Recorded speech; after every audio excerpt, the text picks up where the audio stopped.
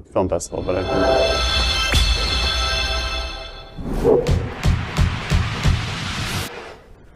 Well, good evening and welcome to Queer News Tonight. This is the world's first and only LGBTQ plus daily evening television news.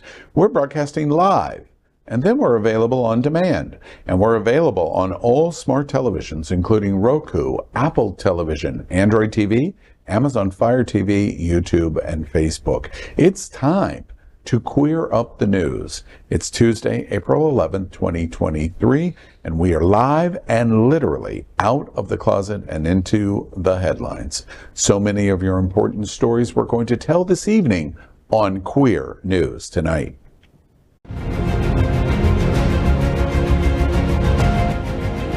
This is the world's first live daily LGBTQ evening news show, literally out of the closet and into the headlines on Queer News Tonight with Al Ferguson. I'm your anchor at Queer News Tonight, Al Ferguson, and this evening we bring you the news of and a perspective representing the LGBTQ plus community from South Florida, America, and across our planet. This is the world's first and only unedited live LGBTQ plus evening news show. Whatever happens unique in LGBTQ plus news, you will see it and hear it. Hotspots Magazine, Happening Out Television Network, is a nonprofit 501c3 media company in the same model of PBS and NPR, but designed for the LGBTQ plus community. Our mission is to support the 10 pillars of our LGBTQ plus community. We want to inform and educate the key issues of our Black community, Latino, lesbian, trans, students and youth, seniors, HIV and AIDS healthcare, business, political advocacy, and faith. Help us support our community. We are part of one of the largest LGBTQ plus media companies in America, Hotspots Magazine and Happening Out Television Network. Our magazine is celebrating 38 years of the LGBTQ plus experience, and our television news, talk, and entertainment shows support our mission to educate the LGBTQ plus and broader community. Let's welcome anchor DJ Nena, resident DJ for the Lit Bar on Wilton Drive in Wilton Manors, and a military veteran from New Jersey. Yeah. Whatever. DJ Nena has a BM in commercial music technology and an MA in English in creative writing. She has been a local DJ and music producer for the LGBTQ community of South Florida for over 20 years. Good evening, DJ Nena. Good evening. And let's get the party started. Let's welcome anchor Jeff Oliverio. Jeff is a founder and treasurer of the Hollywood LGBTQ Plus Council and My Hollywood Pride, which just held their second annual event in downtown Hollywood. Jeff is returning as co-chair for the upcoming 2023 National LGBTQ Task Force Gala in October. The task force events include the upcoming Winter Party Festival in March. I hope I'm included, have given back, and they've also given back more than $3.3 million to the LGBTQ plus community organizations in South Florida. Good evening, Jeff. Good evening. Very happy to be here. Thank you for that wonderful introduction. Let's welcome anchor Patricia Hernandez. She is a founding partner of Rotella and Hernandez, a full-service immigration and family law firm. Throughout her career, she has received multiple awards for her advocacy work for immigrants and the LGBTQ community. Currently, she is the chair of the Miami-Dade County LGBTQ Advisory Board and first vice president of the American Immigration Lawyers Association South Florida chapter. Welcome, Patricia. Good evening, everyone. It's good to be back. Let's welcome anchor Gregg Shapiro, an inductee into the Chicago LGBT Hall of Fame. Gregg is the author of 9 books, including the forthcoming Refrain in Light, an entertainment journalist whose celebrity interviews and music reviews run in a variety of regional LGBTQ plus and mainstream publications and websites. His movie review column called Screensaver can be found in South Florida Gay News, San Francisco's Bay Area Reporter, RottenTomatoes.com, and more. Good evening, Gregg. Aw, shucks. We are the reporters for Queer News Tonight, and this evening we begin with the queer headlines. The LGBTQ+ community in South Florida and across America is diverse. Our community across the world is vast, and here are the bullet points of the Queer News Today, Tuesday, April 11th, 2023, which just happens to be National Pet Day. And so I want to tell my puppy Coco how much I love her. That's my baby. Wow. I was trying to figure out which one was pregnant. Well, one without the hair. The one that has hair, right? Exactly. All right, well, let's begin by querying up breaking news. $175,000 has been awarded to South Florida gay conversion therapy providers in a federal judgment. The city of Boca Raton banned gay conversion therapy, a practice the United Nations has characterized as torture. A federal appeals judge would later strike down the city's ban. Today, a federal judge has ordered Palm Beach County and the city of Boca Raton to pay $175,000 to two family therapists who challenged a local ban on gay conversion therapy for minors struggling with their sexuality, gender identity, and their faith. Robert Otto and Julie Hamilton ran afoul of Boca Raton's ban on conversion therapy, which considered the practice harmful to the health and emotional development of lesbian, gay, bisexual, transgender, and other youth.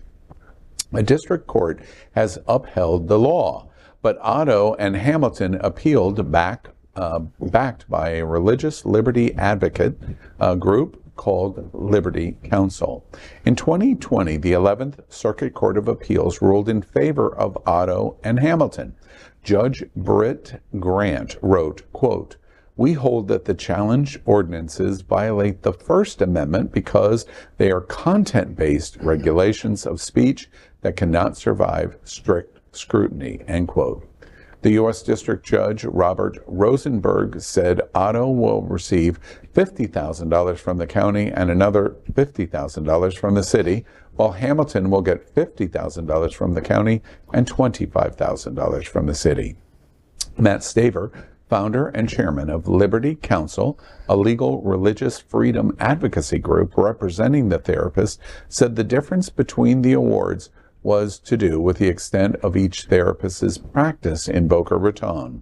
Staver said, quote, "The legal ruling prioritizes the First Amendment rights of the therapist and the clients who seek their services over the opinions of third-party groups," end quote. Opponents of conversion therapy say it fails teenagers by directing them toward an unobtainable outcome, according to an amicus brief filed in the case by the National Center for Lesbian Rights. The American Psychological Association has also weighed in against conversion therapy. The judge will determine the amount due to Otto and Hamilton's lawyers at a later date.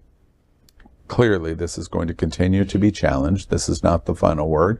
It's a surprise to me, frankly, because I know we'll talk about the balance rights of the health issues versus the First Amendments. It's very hard for me to believe that as this is continued to appeal, it will be sustained, because at the end of the day, conversion therapy has widely been rejected across the planet. The United Nations has declared it torture. And the World Health Organization has come out clearly against it. Virtually every medical professional group has come out against it. It's interesting to me that this judge makes the decision that the two therapists were protected under their First Amendment rights of speech. Now, that exact same standard could not be applied to the youth that are in the gay conversion therapy program. That contradiction alone, which I think is one of the reasons why it catches us all by surprise that they would rule speech rights over the health needs of the minors, I'm sure. But what do y'all think about it? What I find interesting about this ruling is that they akined medical treatment, right? The provider's ability to deliver medical treatment, and in quotes, as speech. So what I would say is, as a community, we should take this decision and flip it on our side and say, well, now the right to gender affirming care is protected under free speech under this decision. So, doctors can now go ahead and deliver gender affirming care. This also has been an attack here in Florida in our state. under the same guidelines that, it's speech, whether exercising is their right to speech, and they should be able to deliver gender affirming care. Yeah. I'm curious, Patricia, your long legal experience. What's your guess of any thoughts of where this is going to go? So do you think it'll continue to be challenged and move on? I believe so. I believe that it'll be challenged because in my way of thinking, it's a far stretch to say delivery of medical treatment is speech, right? It's akin to speech. That to me and my brain. The only thing that scares me on that explanation is you pull me right in, but the Supreme Court ruled money is free speech.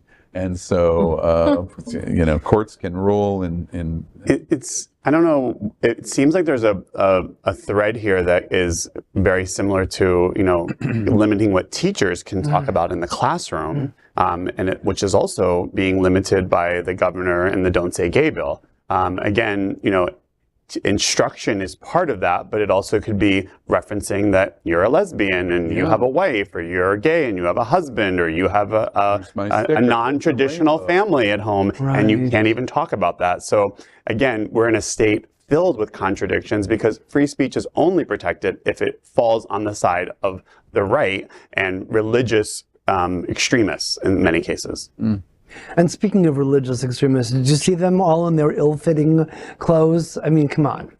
They need to meet some gay people to take them shopping. Well, and there's always that. There's always work for gay stylists. Yes. That's right. Well, we're going to continue by querying up breaking news. The Florida Senate votes 28-12 to ban children at drag shows. Today, the Florida Senate voted 28-12 for a bill that would allow the state to revoke the liquor licenses of restaurants and other entertainment venues that let children into drag shows. This is the next step that will now wait for the House conference to pass an already certain law to send to Governor Ron DeSantis.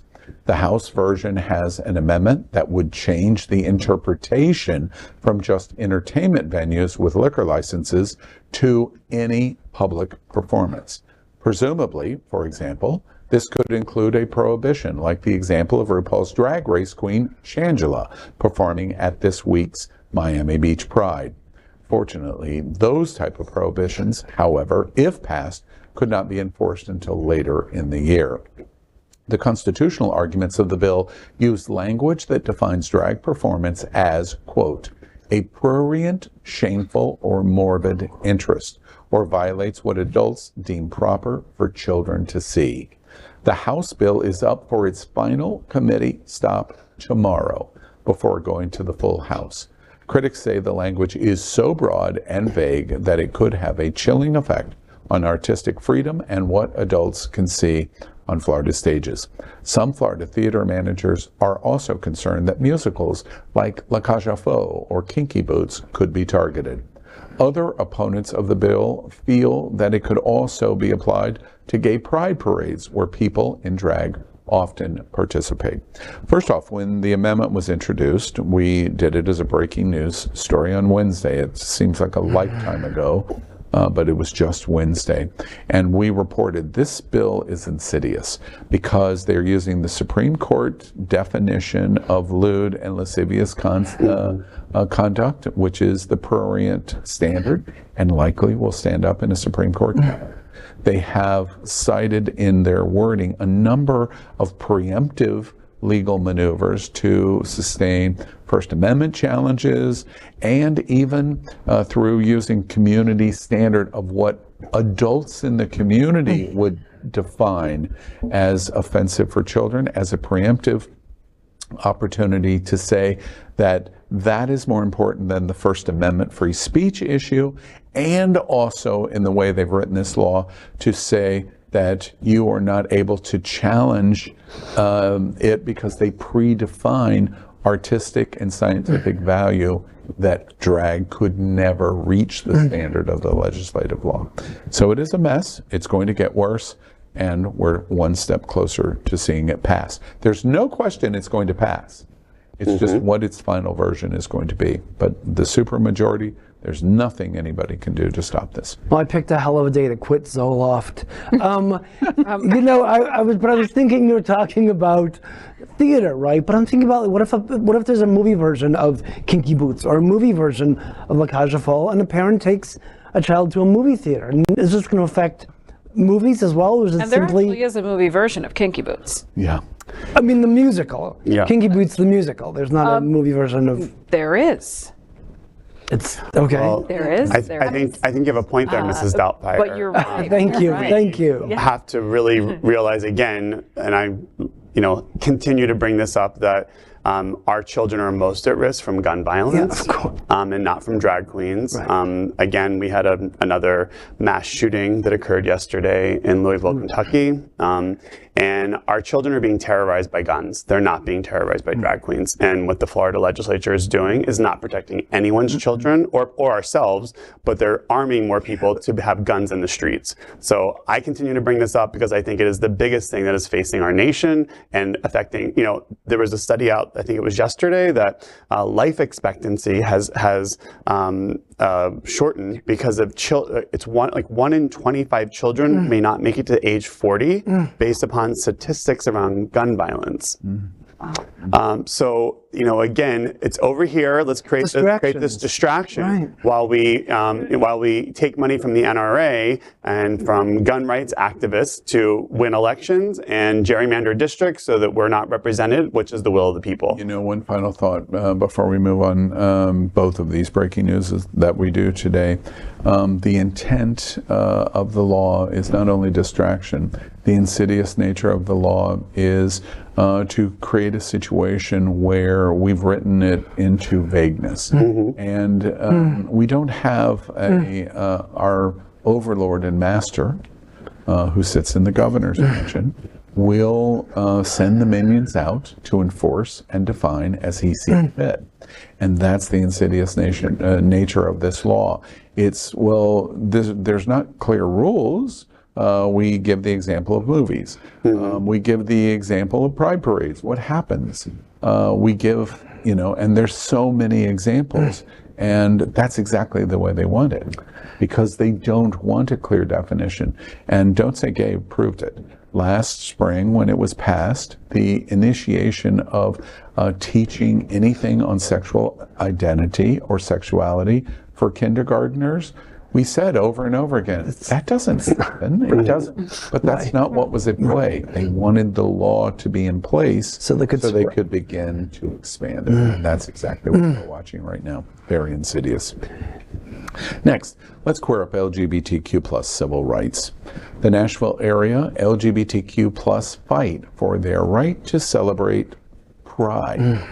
For the past 2 years, thousands of people have descended on a public park in Franklin, Tennessee for an LGBTQ plus Pride festival featuring live music, food trucks, and craft vendors. That all sounds very dangerous, doesn't it? Clayton Klutz, the president of the Franklin Pride organization, viewed the event as a glowing symbol of how far a small conservative community had come in terms of LGBTQ plus acceptance. But this year, Franklin Pride's attempts to obtain a city permit have been met with fierce resistance.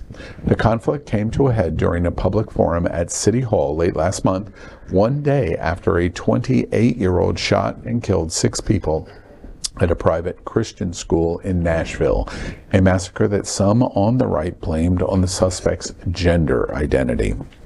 More than 30 people, many of them wearing circular "Choose Decency" stickers, pleaded with Franklin's mayor and the city board's 8 aldermen to deny the Pride permit. Only 6 people spoke in favor of the permit, nearly all of them members of the LGBTQ plus organization behind the festival. The fight in Franklin, a city of roughly 85,000 people, echoes earlier battles over LGBTQ plus acceptance from more than 3 decades ago and comes amid a nationwide backlash among conservatives against the rights of transgender people to obtain medical care, drag artists to perform in public, and LGBTQ plus people to see themselves reflected in school library books, curricula, and the culture at large. distressing. It's distressing. And it's distressing because we continue to say, we said last year, I vividly remember you saying, this is a step process. I remember Jeff talking about this repetitively last spring. Don't Say Gay starts. The trans attacks that we've watched, it's moved much more aggressively to drag. We've had anchors here say, you know, Scott Galvin, the first LGBT publicly elected official in Florida, said this is not going to be satisfied by the radical conservatives and evangelicals that are pursuing this until they come into our gay bars and spaces. Isn't that what just happened in that park in Franklin, Tennessee? Well, I think they're just taking a playbook from what they did with women's rights, right? Yes. Like they started with Roe. Now we've had the ban on the medication that's been FDA approved for over 20 years. And they're taking that same playbook and doing that with our rights, little by little, you know, moving into our schools, talking about the children, the drag shows. Little by little, they're just being eroded, and they're trying to just erase us. It's like we don't exist anymore, right? Let's erase history, and these people don't belong. So let's just make them feel like they don't belong over and over and over again and erase them. Wearing a Choose Decency sticker is an act of indecency. I mean, how dare these people claim to have a say in what is or isn't decent? You know, it's indecent preventing trans folks from obtaining medical care, passing laws banning drag artists from performing in public, and blocking LGBTQ plus people from seeing themselves represented in books and in culture. I mean, that's what's indecent.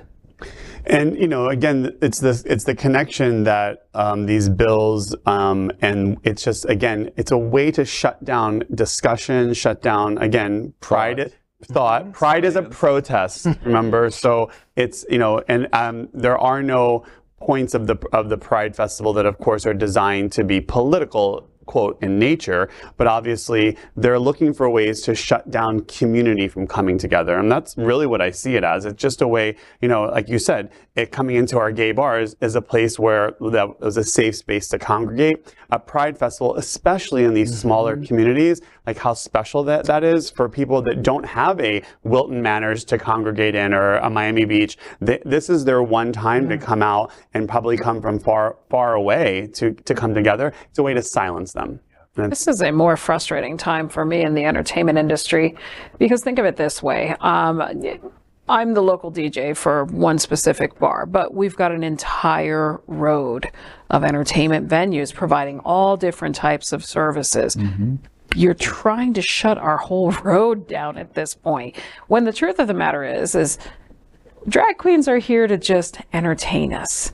You know, our culture is fun. It's about acceptance. It's about being kind. It's about understanding people's differences. So, you know, starting with a pinpoint here, another little pinpoint there, to the point where you see kind of like a giant map of America with all those little red dots on it. It's like, okay, none of this can happen anywhere. People need to step up at this point. We need to argue back. You know, I continue to say, when are we going to do that? Well, I think we need to realize that our very existence has become political, right? The very fact that we just exist is political, and we need to fight back. We need to band together. We need to support our local organizations that are doing the work. And, you know, with our dollars, you know, spending our dollars, giving to the local organizations so that we can fight these bills. Patricia, and to all of you, I ask in seriousness. Forgive me, I pull out your word existence and I put in the word breathing. They're fighting that you're breathing on this planet. And with that being the case, what is it going to take for us to go, we can't accept anymore. We're going to do something about it. Now, I can't imagine any of you would say, oh, I'm feeling that, because we're just out there now. What's it going to take for that to happen? Well, there's dribs and drabs. Wasn't there a protest here at the end of March? There was a march. It's those kinds of things. 800 people. I know. The largest LGBTQ, one of the largest in the country. Congratulations to the organizer. Chris Caputo, our city commission. It was an outstanding event. Outstanding. Yes. But there needs to be more. Weeks have gone by. Yes. And it's gotten worse. And where are we? Well, Where are we, right? It's a lot of complacency. Next, let's queer up drag culture. Thousands of WeHo residents flocked to Inaugural drag march to protest anti-drag bills. In the state of Tennessee, activists say this is an attack on the movement for equality. West Hollywood has been a safe haven for marginalized communities, and today the city's mayor signed a resolution standing in solidarity. We have always been a leader in so many ways, and doing this today, bringing forth a resolution that myself and Mayor Pro Tem Erickson did to denounce Tennessee's ban on drag and to stand for equal rights, will reverberate to other cities, and I hope they follow suit. I think people should be aware of these drag bans, what's going on, because it's a small chip away at civil rights. Our rights are being chipped away, and soon it's going to be your rights that are chipped away. Draped in rainbow flags and with many in full drag, thousands took over Santa Monica Boulevard in West Hollywood to march in solidarity with the LGBTQ+ community facing discrimination across the United States. The inaugural drag march was a show of support for those identifying as LGBTQ+ all over the nation and as a resistance to recent anti-LGBTQ+ legislation enacted in the United States. Joe Hollandoner, CEO of the Los Angeles LGBT Center, said, quote, "This year alone, more than 400 pieces of anti-LGBTQ+ legislation has been introduced and passed throughout the United States," end quote. And other organizers echoed his sentiment, saying these bills especially target transgender people across the country. Politicians and pride activists rallied the crowd before the march, drawing attention to the fight. After the march, the city of West Hollywood reiterated support for the drag community as city officials signed a resolution to help artists and performers feel safe. LA County Supervisor Lindsay Horvath denounced anti-drag laws being drafted in some states. The march and resolutions were appreciated by many in the crowd. Many took this march as an opportunity to create a better, more tolerant world for those that come after them. I think, again, this is, bringing people together to protest. Of course, in West Hollywood, it's symbolic because I don't see that there's probably going to be a big risk that they're going to be subject to these laws. So it is obviously a great effort. But I do think, the work of our community needs to be more organized and connected because, again, this may be a show of support, but we need to be organized in a way where we can, bring people out to do things that actually will lead to real change, whether it's organizing in states around elections, targeting states that are having, the most drastic bills against our community, because, symbolic gestures will not change the process that's happening right now. And I think that's the only challenge that I see. And I say that to everyone out there. We need to do more than symbolic gestures. Yeah, well, this sounds exactly like what you were talking about. Yeah. When is something going to happen? This was something that happened, except it happened in a place where they're not under threat, where they are very safe. Maybe those same organizers might think about organizing something here, or in Texas, or in Tennessee. But yes, this is exactly what you're talking about. You're talking about these kinds of protests, and it's great, but like you said, it is sort of symbolic. I want to try again for us. Last night we reported on the march and protests that took place over the weekend in the Castro in San Francisco. We're reporting tonight on what happened in West Hollywood. To your point, we just mentioned in our conversation from the Pride Center at Equality Florida Park down Wilton Drive, past your bar. Right. Wilton Drive is not where, although the overall ramifications, we know the support on Wilton Drive, we know in West Hollywood, and we know in the Castro. The issue is, I haven't heard a single word, basically. Please, you can't kill a messenger, but I barely have heard a word in Miami-Dade County. Miami-Dade County is the largest metropolitan area in the state of Florida. It is our largest city. It is arguably our most famous LGBT destination of South Beach. And this week is Miami Beach Pride. Where's the protest? Where is it? And the only reason I challenged that question is I'm trying to understand, and I'm poking for us all to understand, why isn't it happening in Miami-Dade County, for example? Why isn't it? Well, do you think that there's a group, like an ACT UP like group or a Queer Nation kind of group, who would come in and disrupt I mean, is that possible? I've seen this in other cities. I saw it in D.C., where a group of young kids came in, queer kids, and they disrupted the regular Pride Parade because they were tired of all the corporate stuff and not enough action.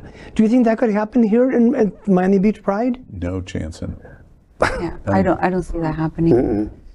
I think as to what you were saying, like what's happening, I think that, a show of support in an area that's not under threat is like saying thoughts and prayers after a shooting, right? What we need to do is we need to somehow figure out how we can convert that show of support into votes and vote these people who are making these horrible rules against our community out of office, and also support candidates that are LGBTQ candidates or pro-LGBTQ candidates. We need to put our money where our actions are, right? Like, we want to protest, fine, protest, but we also need to see some action, and the action is going to be at the voting booth, and we need to somehow convert that into. And there is a money factor here, and I again challenge the March in Heels. I challenge what this event did in West Hollywood. We have to come out and we have to raise money that has to go into helping candidates get elected, and that takes real work. And again, this is real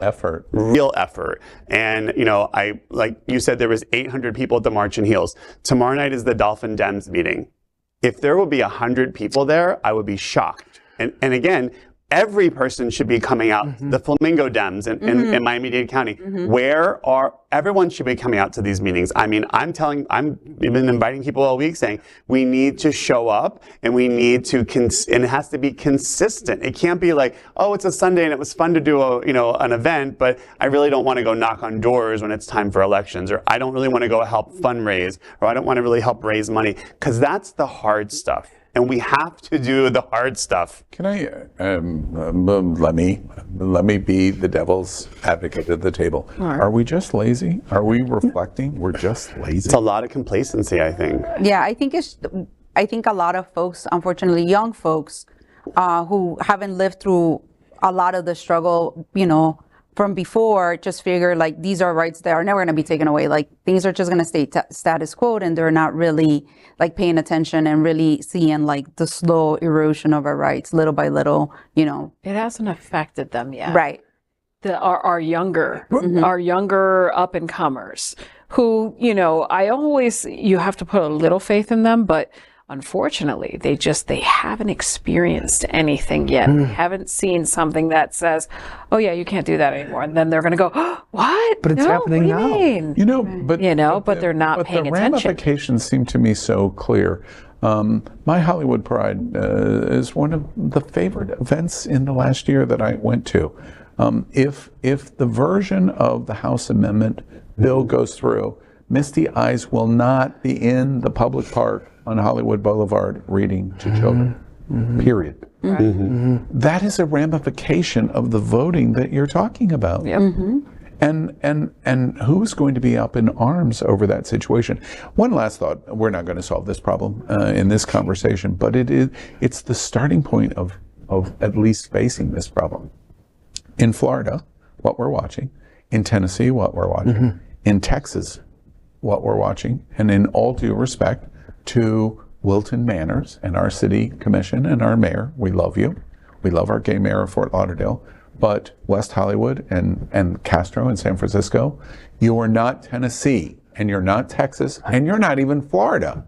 And the difference is, in Tennessee and Texas and Florida, they have a super majority to do anything they want. They can expel 2 black representatives in Texas because there's no consequence of them doing it. And while we are all shocked, we don't see the intersection of women and black and Latino and people of color and trans and LGBT. It's not coming together for us.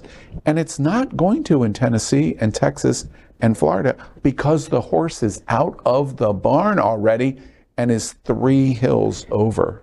They have no worries about us at all. Except, can you imagine the kind of protest that took place in Nashville happening in Tallahassee, that the guy was reinstated? I mean, could you imagine that happening? Kind of gives me hope that it might happen, but I can't see it happening here. Yeah.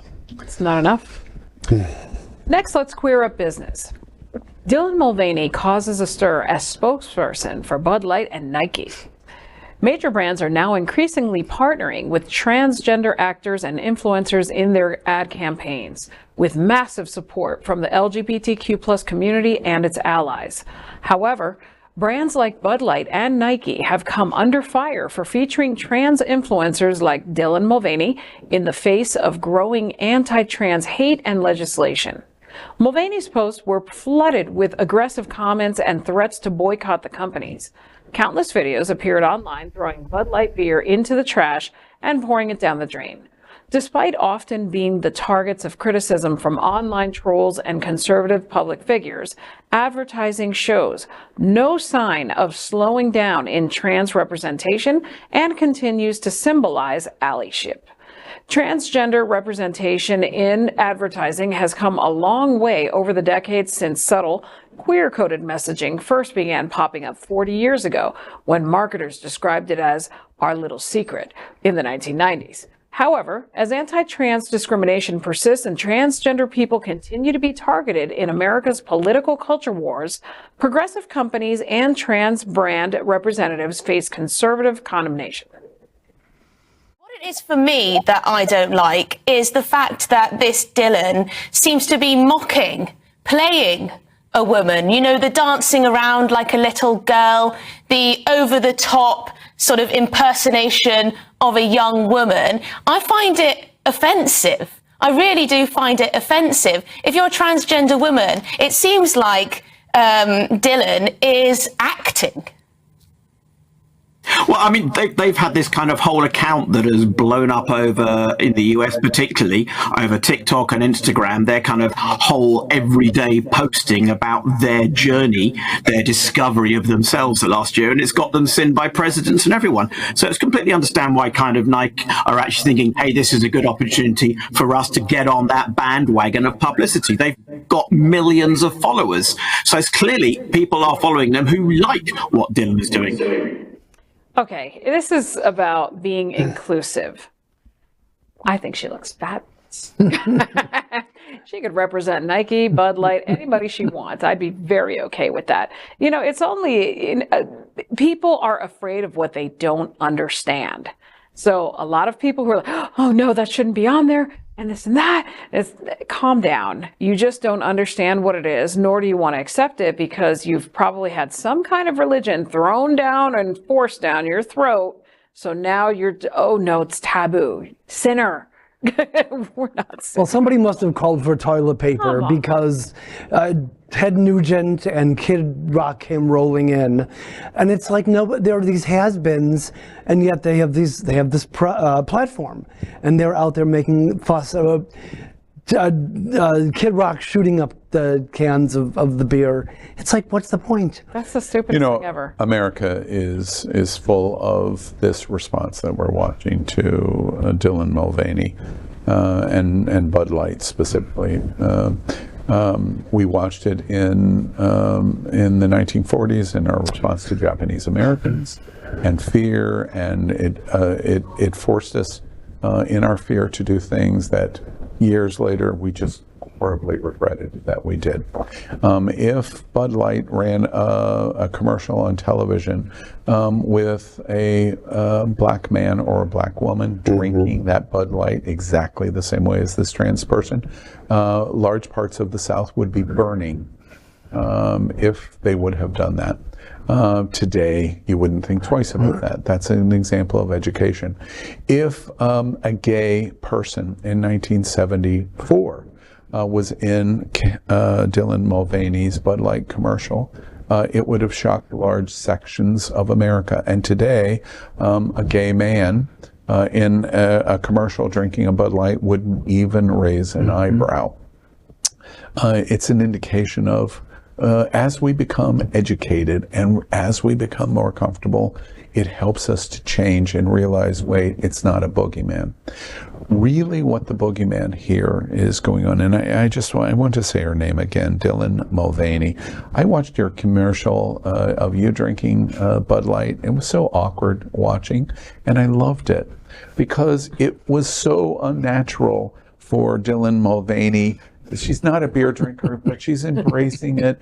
And it was so charming to watch, because not that I don't like Bud Light, and not that I have to like Dylan Mulvaney, but it was a beautiful moment for us to all watch. And let's be patient enough to let everyone else catch up to us. You know where the real problem is? It's the Kid Rock is the real problem. Yeah. And you know what he represents? And I sit in this bucket. Older, privileged, white man. That's our problem here. He takes a machine gun, which is much larger than his penis, and shoots up the Bud Light. And it's a representation of his masculinity to do it. And it's just an example of these older, privileged white men holding on by their fingertips to a past that is never coming back to you again. And you're going to pass these kind of laws, and you're going to throw young black men out of your state houses. Or if that doesn't succeed, you're going to join the Proud Boys. And if that doesn't succeed, you're going to pick up a gun and walk into a school and kill people. We said education, but it's also evolution. And that's what they're afraid of. They're afraid of change. They're afraid of evolution. That's what it is.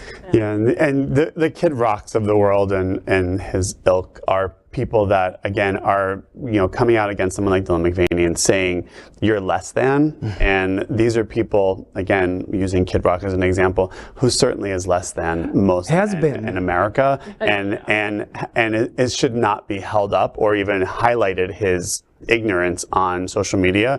I hate even doing stories like this because it just brings more attention to these people. But it's people that are treating, whether it's women, trans, LGBTQ, black, minority, as you're not a full person. You don't get to do what I get to do in this world, and that's really the message. It's my privilege. That's privilege. Yeah. And one last thought, because we have to move on. Once upon a time, I wouldn't have said this. 20 years ago, I don't even think I could have understood the conceptual thought that goes through my head. Our world would be a lot better off if in America, we paid much more attention to many other places in the world. Women running our governments are generally better than our toxic, masculine, white men run our governments. Yeah. Now, I know we can't get to that in America. And I know that there are so many complicated issues here. But if we would at least consider that concept, we would begin to pull away this toxic masculinity we have. And if you're not in that club, I'm in that club. I'm okay. I'll be okay. But if you're not in that club, that's why women should be paying attention to this. People of color should be paying attention to this. Jewish people should be paying attention to this. Religious minorities should be paying attention to this. And LGBT should be paying attention to it.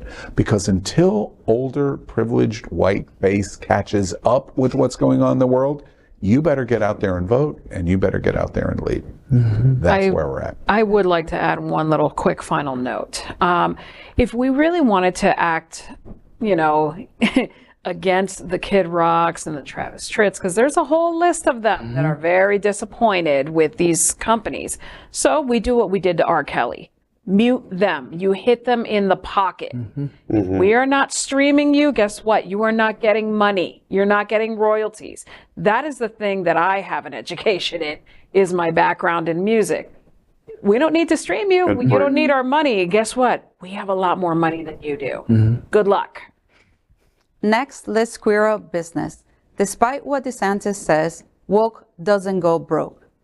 Get woke, go broke has become a rallying cry of the political right whenever a brand makes the slightest effort to align itself with liberal or progressive values. It's a meme that allows MAGA country to believe that there is an ongoing massive backlash to products that acknowledge and celebrate marginalized communities. But the supposed boycotts never seem to reflect in the bottom line. Besides, conservatives already move on to the next outrage by the time we expect to notice any effect. Kid Rock and Travis Tritt declared war last week against brewer Anheuser-Busch for a Bud Light partnership with trans anchor Dylan Mulvaney. Yet the focus has already shifted to the whiskey Jack Daniels because of its ad campaign featuring drag queens, which happens to be from 2021. With all these companies, these grievances peddlers are trying to destroy, it's unsurprising that some have slipped through the cracks. Though the U.S. economy is facing headwinds and earnings may be down across the board for the first fiscal quarter of 2023, there's ample evidence that major brands tend to easily weather anti-woke furor. The right-wingers vowed to ruin some brands such as United Airlines, Keurig, Carhartt, more, but failed in the aftermath. Estimates show that the global LGBTQ plus community has at least 3.7 trillion in purchasing power, and data indicates that compared to generic ads, queer inclusive ads can help consumers remember brands better, inspire higher price purchases, and foster a more progressive company image. I think that the companies are doing the right thing, right? We need the dollars behind our community. We need the dollars to make us visible, right?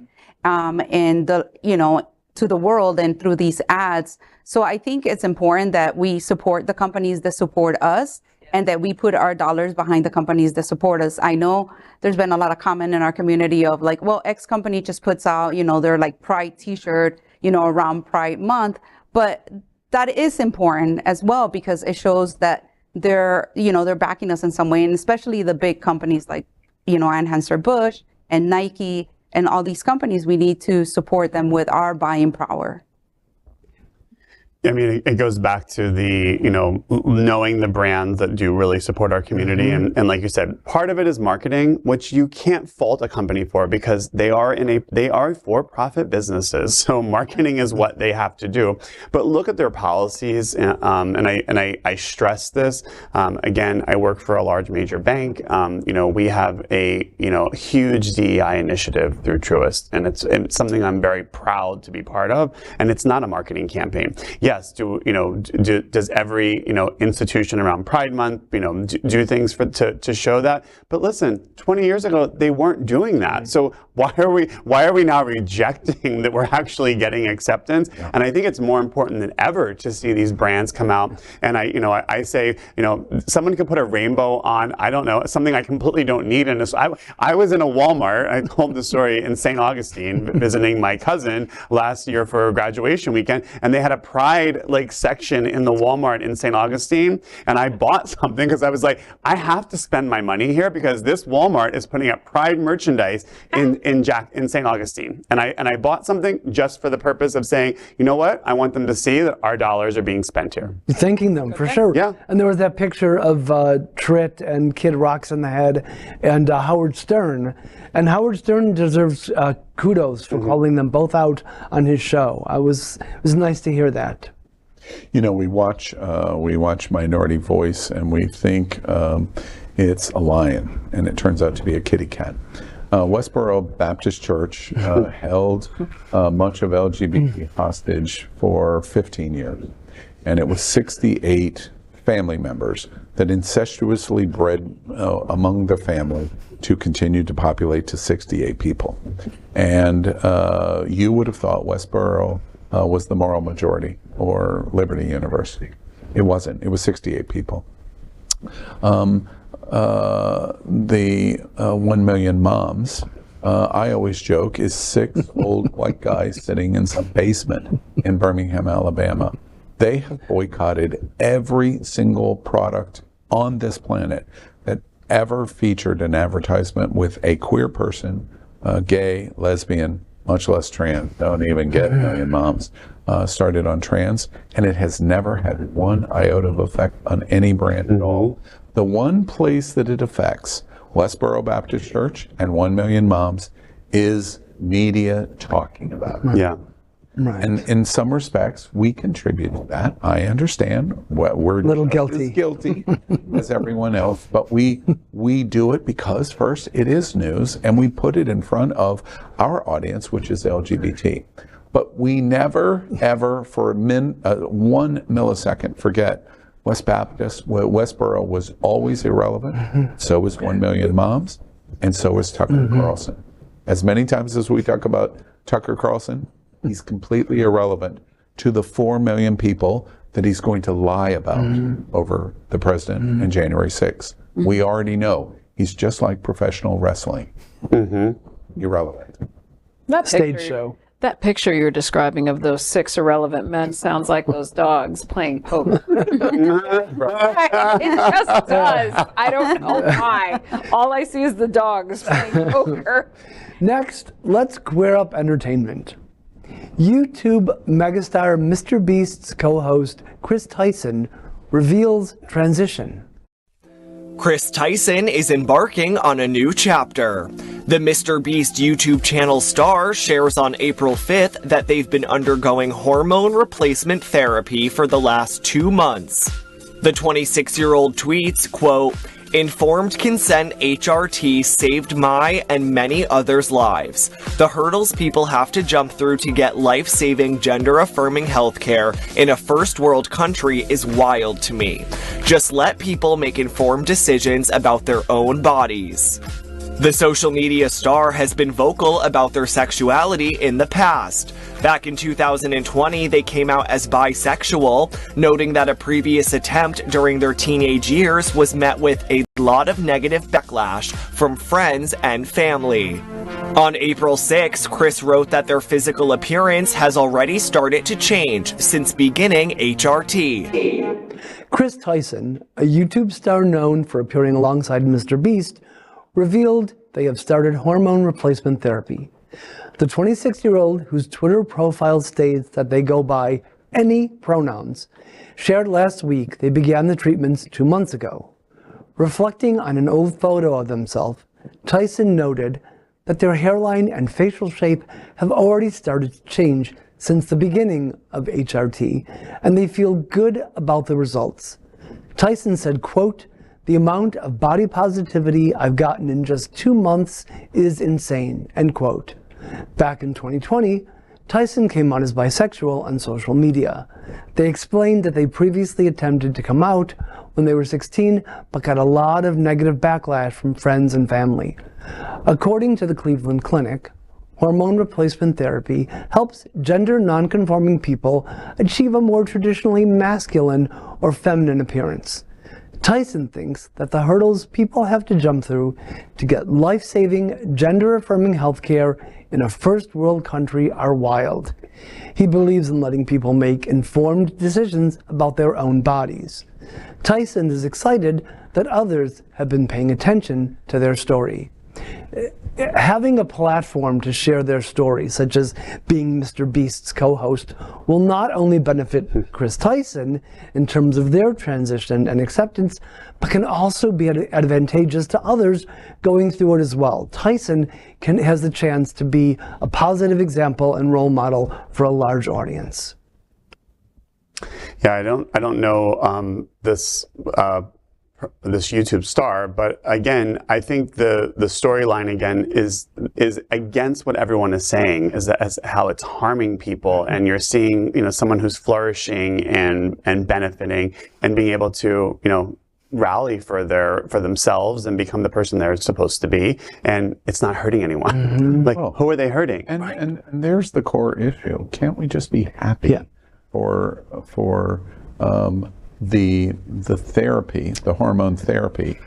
Can't we just be happy that this has brought this person to a place where they can feel at peace with themselves? And as a result, then, the age-old, are you standing on the right side of history or on the wrong side of history?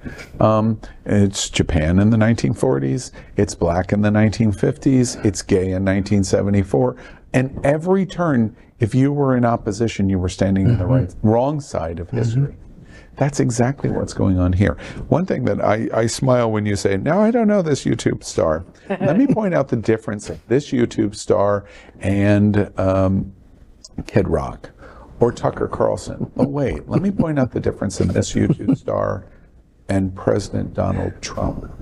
This YouTube star has 140 million YouTube followers. Love it.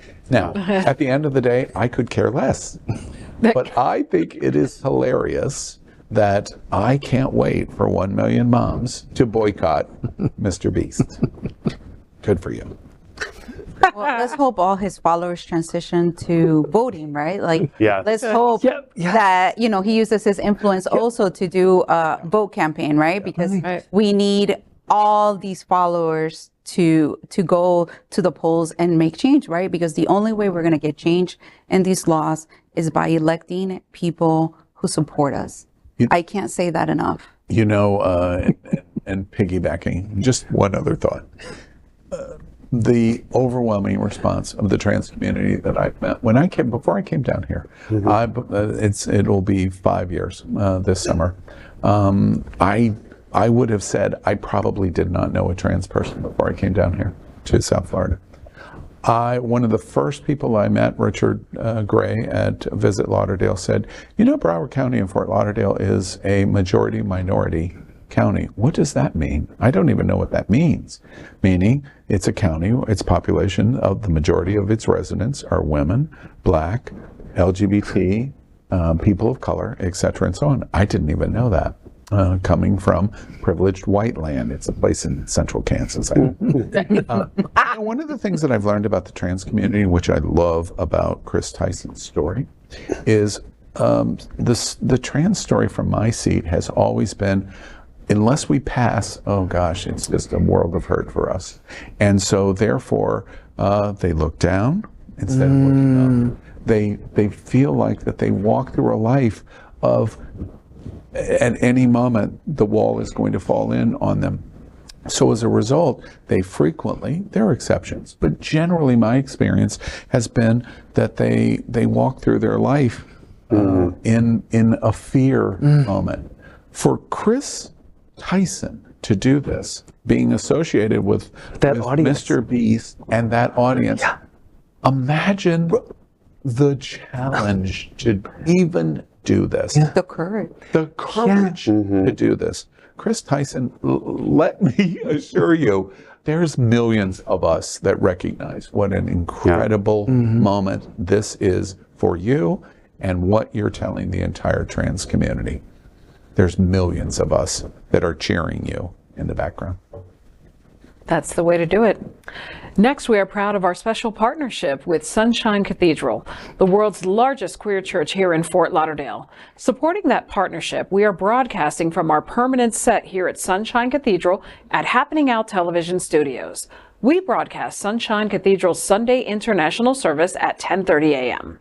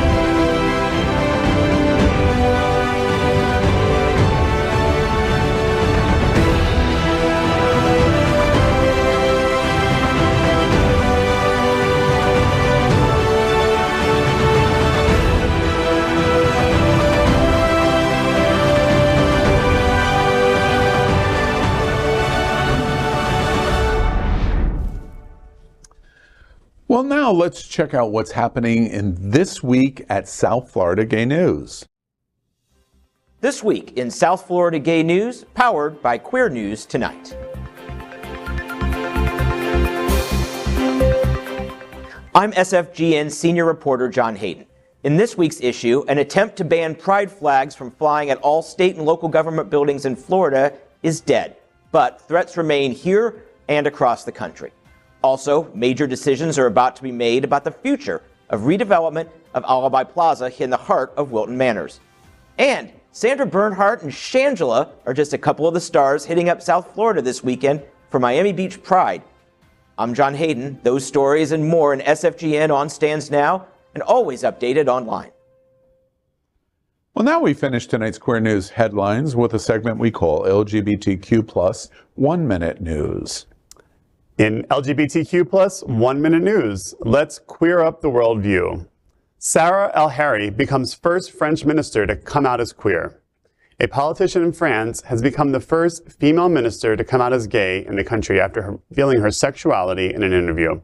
Democratic movement politician and youngest serving minister, Sarah Haïry, revealed that she is queer and is currently dating someone. The 33-year-old state secretary for youth at the Ministry of National Education casually mentioned her partner while discussing whether she uses Twitter. The casual mention of her partner cemented Haïry in the history books, becoming the first female minister in France to identify as queer. Since being appointed Youth Secretary of State, the country's youngest government minister has been outspoken regarding both women and LGBTQ plus rights. LGBTQ plus 1 Minute News. Let's queer up politics. Nebraska lawmaker Machaela Cavanaugh brings legislative session to a stop over trans rights. This legislature collectively decides that legislating hate against children is our priority, then I am going to make it painful for everyone. Because if you want to inflict pain upon our children, I am going to inflict pain upon this body. There's not a bill on this agenda, on any agenda coming forward, that will be spared. Every bill will go to cloture. Nebraska lawmakers haven't passed a single bill this session. As a state lawmaker, Senator Machaela Cavanaugh continues a weeks-long filibuster protest over trans rights and vows to burn this session to the ground if she has to. Starting in February, Cavanaugh has filibustered every bill that has come before the legislature this session. She is protesting Proposal LB 574, or the Let Them Grow Act, which was put forward by Republican lawmaker. Cavanaugh talks for up to 12 hours a day on the floor to prevent bills from passing, speaking on everything from the bills themselves to her favorite salads. She has made her intentions clear, quote, "If this legislature collectively decides that legislating hate against children is our priority, then I'm going to make it painful for everyone," end quote. In LGBTQ plus 1 Minute News, let's queer up entertainment. Pedro Pascal stars as queer gunslinger in Strange Way of Life. Pascal and Ethan Hawke. The Western genre is known for its portrayal of masculinity, but Almodovar's take on the genre is something completely different. The story follows Silver, a man riding on a horse across a desert to Bitter Creek, and his reunion with Sheriff Jake, with whom he had worked as a hired gunman 25 years prior. They celebrate the meeting, but the next morning Jake tells him that reason for his trip is not to go down the memory lane of their friendship. The title of Almodovar's film takes its name from a famous fado written and sung by Amalia Rodriguez. Its lyrics claim that there's no stranger existence than one that ignores one's own desires, a theme that will no doubt be explored in the film. The film is directed by gay Spanish director Pedro Almodovar. A Strange Way of Life is a 30-minute short film that stars Pascal and Ethan Hawke as a gunslinger and sheriff, respectively, who reunite after decades being apart. Almodovar has described it as his answer to Brokeback Mountain, which is fitting given that the filmmaker was originally in talks to direct the 2005 film before passing on the project. A Strange Way of Life is officially premiering at this year's Cannes Film Festival. But for those who are unable to make the trek, Pascal has a tease for you in the meantime. During a recent interview with Insider, he opened up about his experience bringing the queer Western to life, praising his acclaimed director's approach. LGBTQ plus 1 minute news. Let's queer up lesbian culture. Candace Owens claims JoJo Siwa is only gay for attention. I think deep down JoJo Siwa wants to be like Candace Cameron, but she can't now because she's resigned herself to a brand of LGBTQ awareness, and it's driving her crazy. And she did this for attention. I don't believe she's a lesbian no more than I believe Demi Lovato is a lesbian. I think it's interesting that she brought up Demi Lovato in the first place because she's another person that went on a long cry for help, right? These people are suffering on the inside. What they really need is spiritual growth and development in God. And so what they instead try to fill it with is pronouns and bios and extreme cries for attention, like pretending to be pregnant or pretending to, as Demi Lovato once did, ghost hunt or say that you identify as an alien. Those are real things that Demi Lovato did. And rather than society looking at her and saying, JoJo, you're not really a lesbian, just like you aren't really pregnant, but you do need to put down the camera and go on a soul search, they applaud her and they encourage her. And this is going to put her down a dark path. Crazy. Candace Owen is at it again with her trolly comments, this time directing them at your favorite queer Disney pop princess, and mine, of course, JoJo Siwa. In a clip from her podcast uploaded to Twitter on April 4th, Owens discussed Siwa for almost 6 minutes. She accused Siwa of coming out as a lesbian for attention. It's unclear why the conservative commentator is so perturbed by a 19-year-old's sexuality. But Owens continued by saying, quote, I don't believe JoJo Siwa is a lesbian, by the way, end quote. The irony that Owens is calling someone desperate for attention is not lost on us gays. Even JoJo Siwa has clapped back at Owens by retweeting the video and telling her to, quote, respectfully back the fuck off, end quote. In LGBTQ plus 1 minute news, let's queer up the worldview. Easter got the shaft, as this weekend was Japan's Penis Festival. Welcome to Connemara Matsuri, also known as the Festival of the Steel Phallus. Held annually in the city of Kawasaki, Kanagawa Prefecture in Japan. This festival is one of the most unique and lively events in Japan, attracting both locals and tourists from around the world. The main highlight of the festival is the large steel phallus, or Connemara, which is carried through the streets and worshipped by the participants. The festival has a long history, dating back to the Edo period when sex workers would pray for protection against sexually transmitted diseases. Today, the festival is celebrated as a symbol of fertility and protection against STDs, and is attended by people of all ages and backgrounds. Every spring, thousands of tourists flock to Kawasaki, Japan, to celebrate one thing: the penis. Yes, blessed is the male member during Connemara Matsuri, commonly referred to as the Steel Penis Festival, which is an annual event held on the first Sunday of April. Everyone shows up to the centerpiece of the event, the Mikoshi Parade, which features 3 large erect but portable shrines carried through the streets on floats.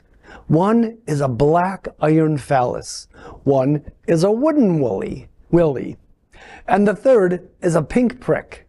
The ancient legend states that a young woman once fell victim to a jealous demon's curse. The sharp-toothed demon, driven by envy, chose to hide inside her vagina and bit off her husband's penis when she tried to have sex with him. Apparently, the desperate woman sought assistance from a blacksmith who crafted a metal phallus to outwit the demon. And the demon attempted to bite down on the steel schlong, its teeth shattered, forcing it to abandon the woman's body. That is today's news for the LGBTQ plus community on the world's first and only daily LGBTQ plus evening news show. If our community is important to you, share this news with your friends and family. Are you, like most of America, part of our very large television audience watching this live LGBTQ plus news broadcast right now on Roku, Apple TV, Android TV, and Amazon Fire TV?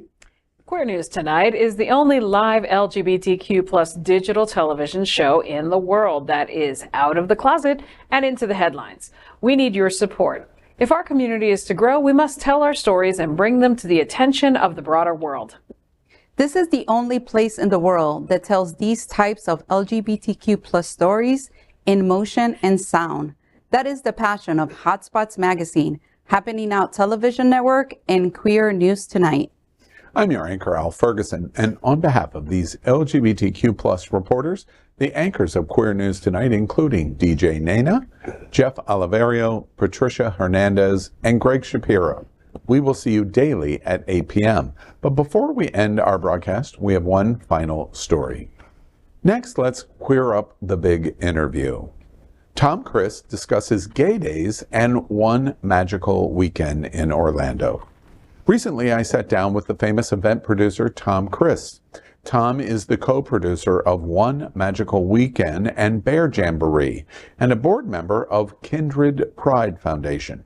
Tom, along with his partner, Billy Looper, have been working on expanding their events over the last 15 years to include a more inclusive and diverse audience during one of the most iconic LGBTQ plus events in the world.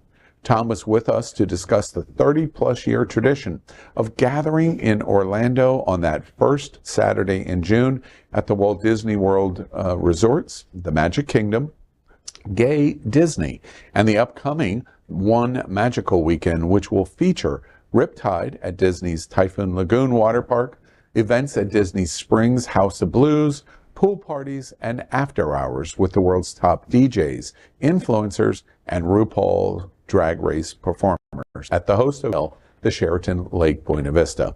He also talked about the second annual Pride Cup, arranged in partnership with WeHo Dodgeball, Out Loud Sports, NGFFL, the Rainbow Sports League, and Outsports Orlando.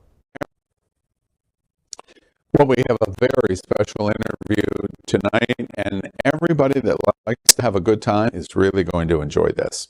Tom Criss, the co-producer of One Magical Weekend, the Bear Jamboree, and Kindred Pride Foundation.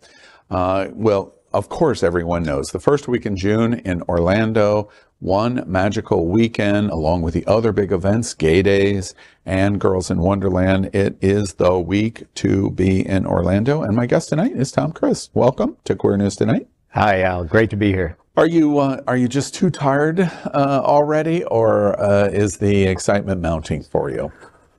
I would say it's a combination of both, right? The excitement is mounting, and this is the time where it really ramps up. Yeah, every LGBT, I was going to say gay man, but that's not an accurate definition. You don't have to be a gay man to enjoy One Magical Weekend. I have been so many times.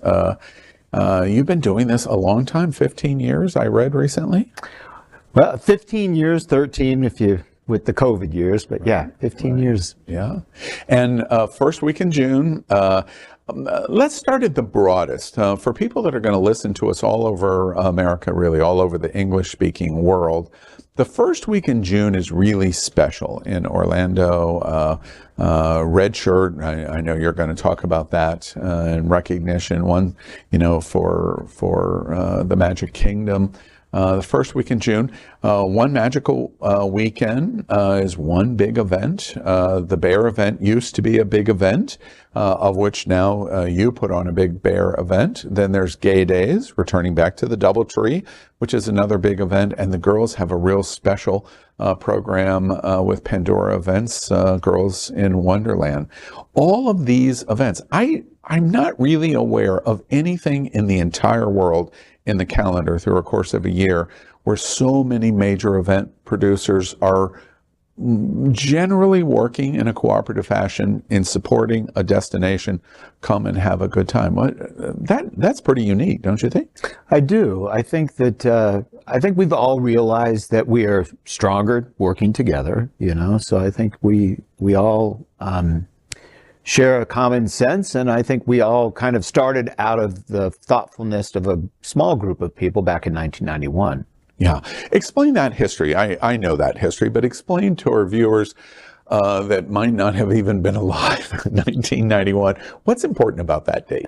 Well, many of them will not know this, and that is that they started on a DOS screen, on a kind of a chat room, if you will, and there were about 30 or 40 of them that decided that they wanted to meet. Why don't we meet up? And so they chose the first Saturday of June, which was the last time that you could use your tickets, your cast member tickets. So most of them are Disney cast members.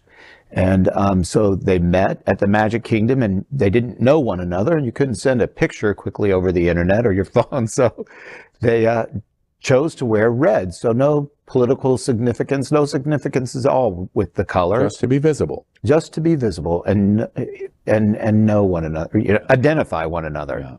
Yeah.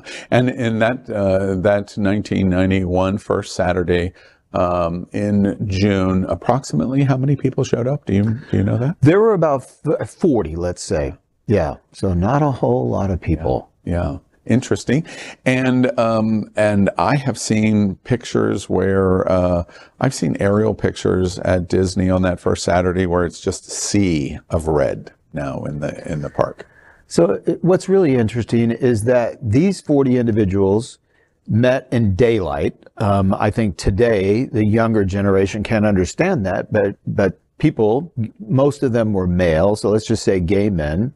We congregated at nighttime. We went to bars. We met at nighttime, but we didn't really go out during the day. And we certainly, especially in gaggles of gays, right? And we certainly didn't go to where we were employed. Right. And so it quickly became a lightning rod. And the Disney, most of them worked for Disney, so they risked kind of the pink ceiling. So, but they just wanted to meet one another. It was just an innocent, let's go enjoy. We all love the Magic Kingdom. Let's just go enjoy. It's a very gay experience. For sure. Yeah. So, and that's kind of how it started. It was just innocently, and Disney wanted to know why were they having this protest? And so year number 2, there were the signs up out in front, and they had a contingency plan for day guests who were there that were not happy with the situation, or if they wore a red shirt, they would provide them with a different shirt, or they would take them to a different park. Yeah. Now, for our viewers that don't understand what you just said, I went to the University of Central Florida, and proud Sigma Chi, which I've just found out you are also Sigma Chi. If you showed up at the Magic Kingdom on that first Saturday after the first year, and you just happened to be in a red shirt, and you realized, wait, I don't want somebody to think that I'm gay or I'm supporting gay rights, Disney would give you a new shirt once you arrived. Yes. Yeah, they had, this was planned with Disney. Disney was behind the scenes weeks beforehand getting ready, because Disney, I will say, they took a stand so quickly, the moral majority, and bans and protests. Millions of moms were calling for boycotts of Disney unless they refused to allow them. And Disney said, this is not a Disney sanctioned event. These are just people that are coming to the park. They're paying their way in. The same right that you. And we support anyone coming to the parks. This is not something that we're taking a political stand on. We welcome everyone. Yeah. Yeah. Interesting to me, Tom. Of course, Disney is front and center in the headlines of the LGBT world, of what they did last spring on Don't Say Gay, their fight with the governor, their new fight and what they have done. They've kind of at least at one point checked the governor, not checkmate, but checked the governor in the ongoing fight. They're going to host the largest LGBT conference in the world this September. So Disney's been right there.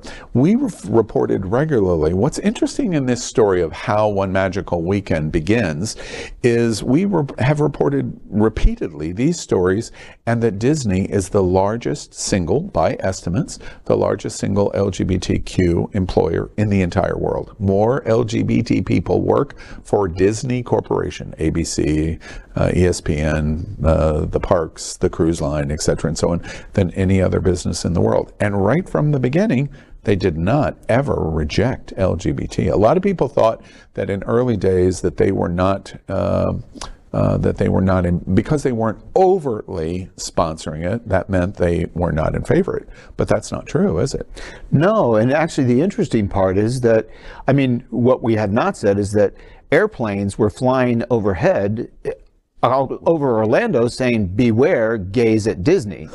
And so that's, I mean, and that's until 2014. I know. Until 2014. Imagine? It's like, yeah, it's crazy. I mean, so to look at the clock and say, you and I are a little bit older, right? So, wait, did you just call me old?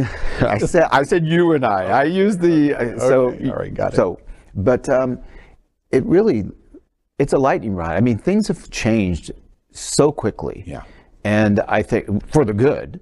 And so I think that's so important. And I think that people, the younger generation, that it's kind of just a known that they can be who they want to be and who they are. Yes, today's political situations happening are opening their eyes, but they've been free to kind of just be who they are. And to the youngins, that's what we call them in LGBT. They don't know, but I think the first time I went to First Saturday was like in 93 maybe, or 94. But it was pretty early. And I always, my strongest memory is when you would go to the gates, there would be a notice up that said this gay event was going on. Red Shirt Day, I think, is what they were calling it. They did not call it Gay Days yet. And Disney had all kinds of, like an army of people standing there, and they would give you tickets to another day. If you want to go in, you can go in, and you're upset about it, here's another ticket. Or if you want to come back on another day, you've already bought tickets, or however you were committed, here are tickets. And they just gave away loads and loads of tickets just to satisfy people, as opposed to saying, no, there can't be a Red Shirt Day at Disney. That's an amazing embracement of our community. It really is. And what we have not also talked about is that, so I lived in California, Northern California, in the 90s.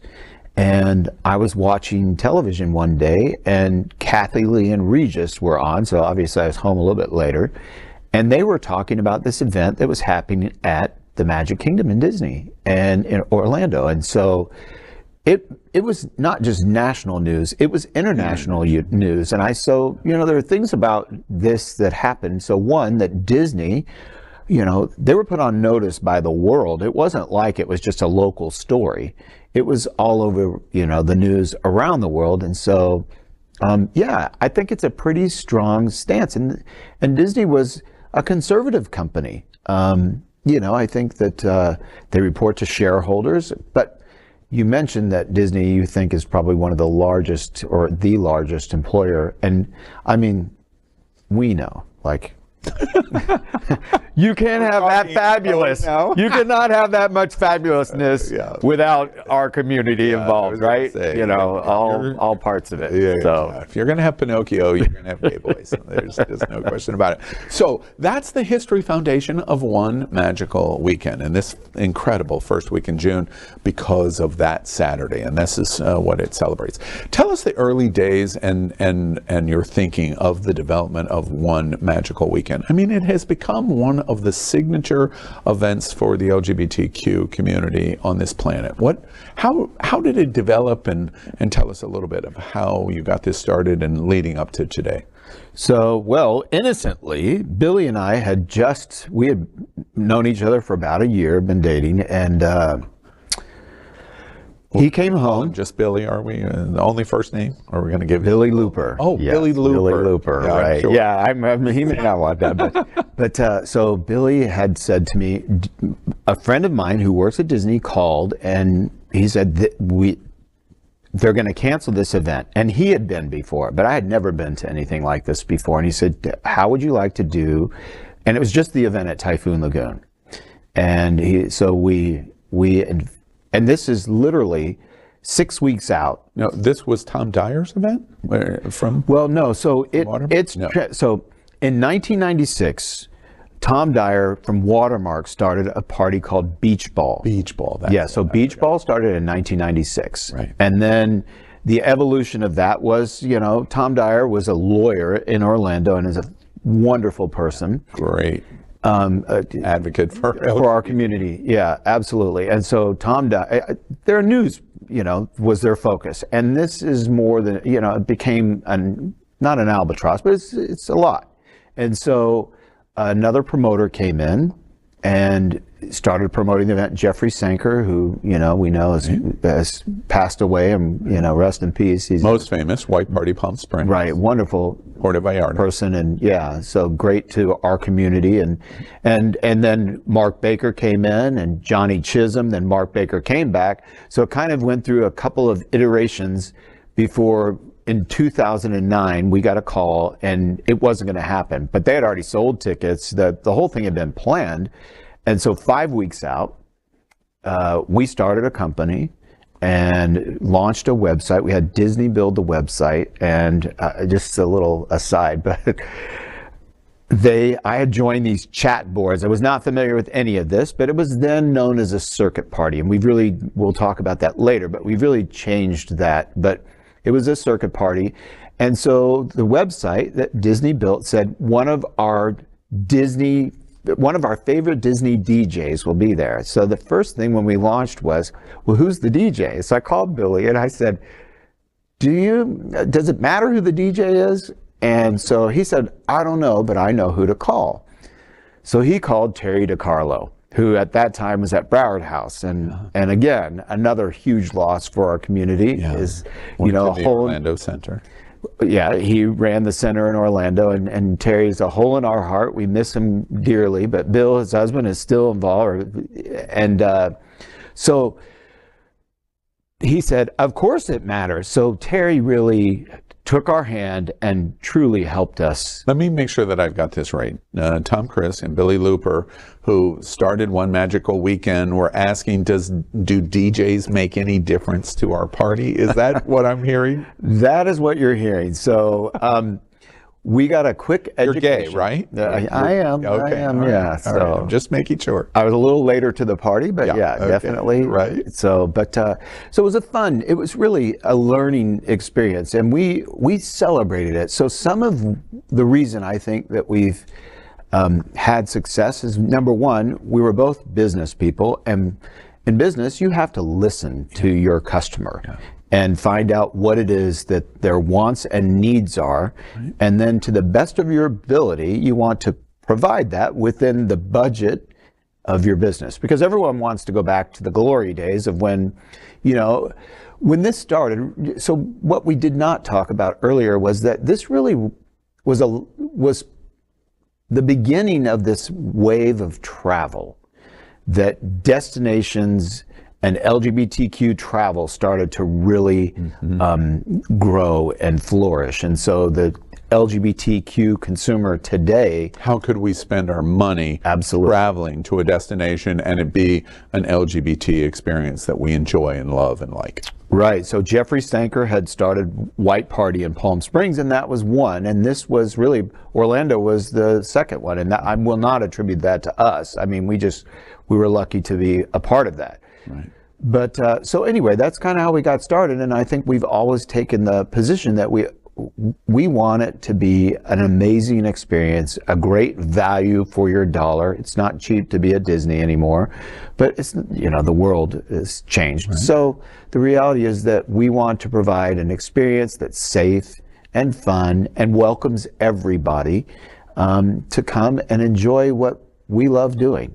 Yeah, and so one magical weekend goes through this history, and the reason why I wanted to start there is lots and lots of people probably, and probably a significant number in our own community, do not understand that this started in the political unrest of the world. We were at the height of AIDS, of wanting to get together in the daytime and say we're proud of who we are. We'll wear a red shirt. We'll let everybody know if you're in a red shirt, you're supporting the gay community or you're part of the LGBTQ community. That's how this started. The first week in June starts this way, not with the intention of a party. The parties and the events come in after this effort. So one magical weekend comes along, and you've been doing this for 15 years. One of the things that I've always wanted to ask you, most people call the event OMW. Do you like that? Do you like that shortcut? Does it create any ire for you, or are you A-okay with that? The ire with it is that when I put it in my phone, I have to tap OMW, not on my way. Yeah. So that part drives me nuts. But the OMW, I think that it's simple, so it makes it easy. Yeah. All right. Well, let's. So we've talked about the history. Let's talk about this year and the events that lead up. All right. First off, there are nonprofit components of the event, which are very cherished. Let's start with Kindred Pride. Been developing over the last couple of years. Tell us about what Kindred Pride is designed to do. Sure. So Kindred Pride was started in 2018, and really it grew out of one of the groups was going to move the weekend. And so we partnered up with the Bears. Tidal Wave was still in Orlando at that time. Girls in Wonderland with Allison's team. And at that time, there was still Orlando Black Pride used to have an event that weekend. Mm-hmm. And so we met with those kind of stakeholders and said, we need to make sure that we continue this tradition of meeting on the first Saturday in June. And so we actually had a meeting with Disney, and I'll never forget, one of the executives at the table said, you can't move this weekend. It's like moving Christmas. And I love that. Like, this was a female, mom. And, I love that she got that take from what we discussed. And so Kindred Pride grew from that. And really, at the time, we were, we had like 5 arch pins, so safe expression, equality, diversity, inclusion, and most importantly in the world today was kindness. And so that's where the Kindred came from. And one of the Michael Youngin, who is a board member of Kindred Pride. Michael used to work at Disney, and he was the executive sponsor of the Pride ERGDR, I'm not sure what they call it there, at Disney. And so Michael said, why don't we take the 2 elements of kindness and red, and Kindred was born. Oh, okay. Kindred, kindness, red.